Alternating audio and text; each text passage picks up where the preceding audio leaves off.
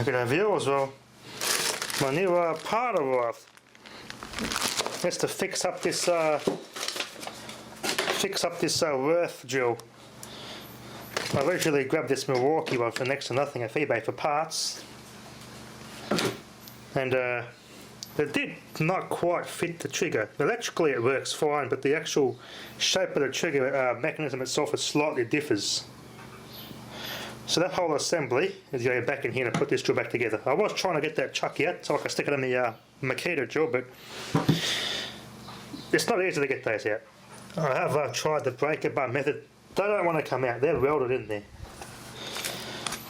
Also got an upgrade 12 amp hour battery, which is it's well worth it.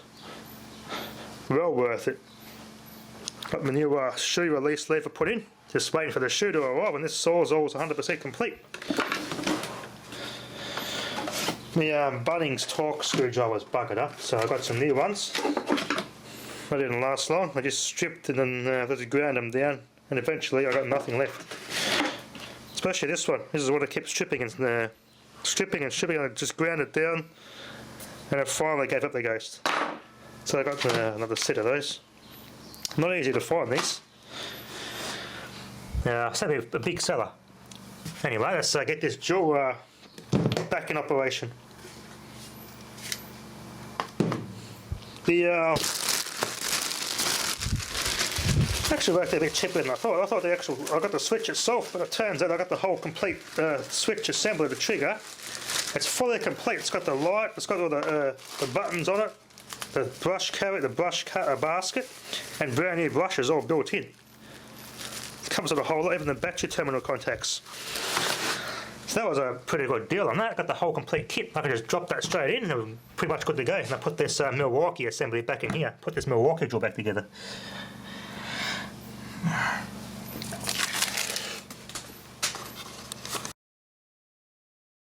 Viewers, got it all back together. This trigger though, not 100%. I could never get the trigger 100% because of the original switch is a bit different. This is discontinued. You can't get this particular model switch anymore. The new one fits. It's shorter, but how it sits, it just sits ever so cockeyed. Looking at it without the trigger, with this in place, it looks dead straight. But as soon as I tighten up the top bolt, I'll fix that. But as soon as I tighten up the bottom one, it just jams up the trigger and crushes it and gets stuck. Just jams. It's a pain in the ass. So I had to grind away at this. This wouldn't fit because the spigot's bigger on that switch, so it doesn't smaller.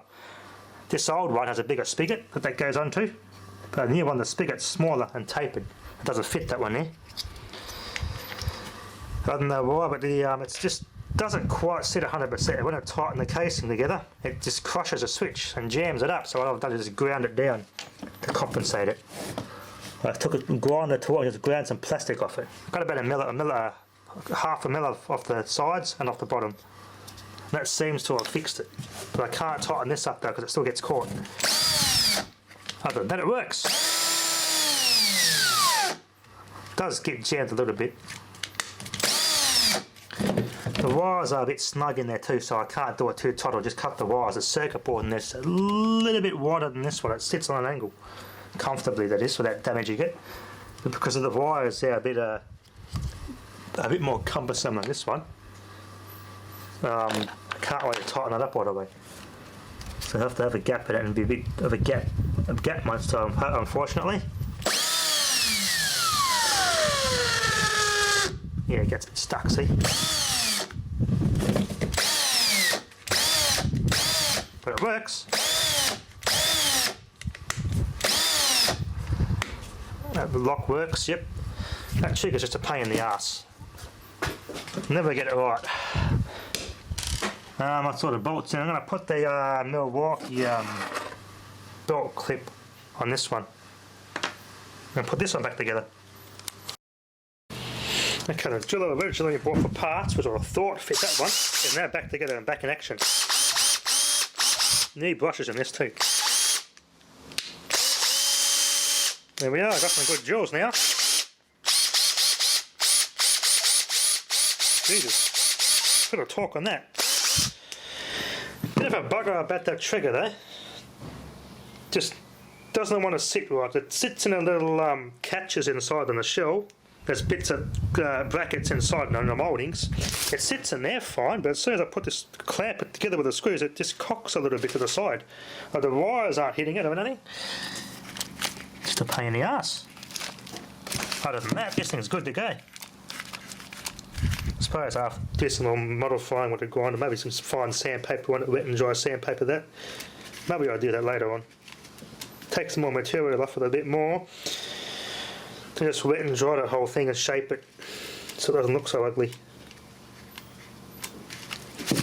Just a pain in the ass. Looks fine. But it's a damn good drill. That now they've got a 12 amp hour battery to use on it, which is good. Locks, yep, that works. About 2010 this drill comes from. About 10 years old. Anyway, give me poor Makedas a break. Anyway, I'm still pretty happy with that. Thanks for watching.